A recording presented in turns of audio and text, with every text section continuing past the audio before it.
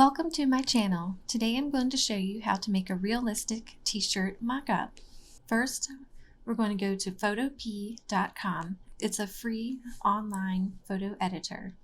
Now we're going to go to File, Open. Then we're going to select our mock-up image. I have a navy t-shirt here. Open that. We're going to go back over to File, Open and Place.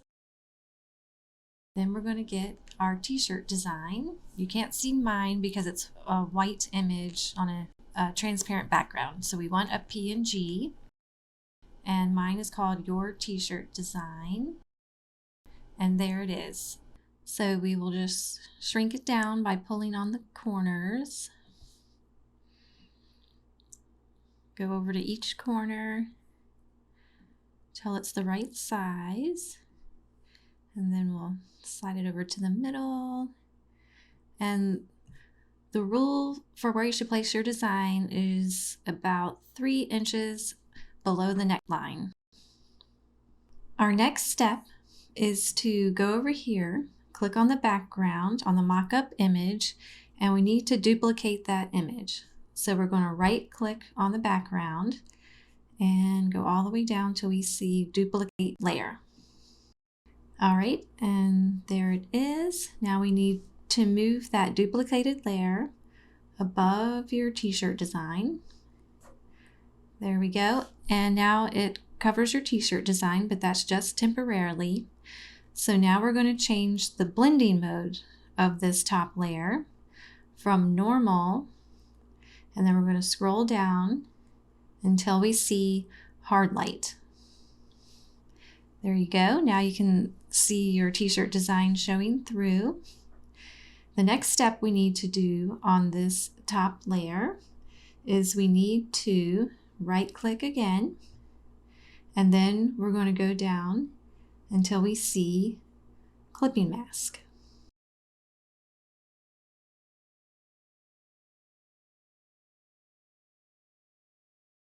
Okay, while we're still on that top layer, we need to go over to Image, and then we're going to go to Adjustments, and then we're going to find our Hue and Saturation. So we'll click on Hue and Saturation, and we need to desaturate the top image. So we're going to take this slider all the way over to the left, and that is going to desaturate that image. Click OK. Next, while we're on that top layer, we need to go back over to Image, then Adjustments, then we need to go down to Curves. So first we'll just start down here and bring up this line, and we'll bring it up to right where we think it looks good. So if we go up too far, that's too bright. Then if we bring it back down, we'll just keep tweaking it until we find the right spot to where it looks realistic. Okay, that looks good. Now click OK. Next, we need to export this file.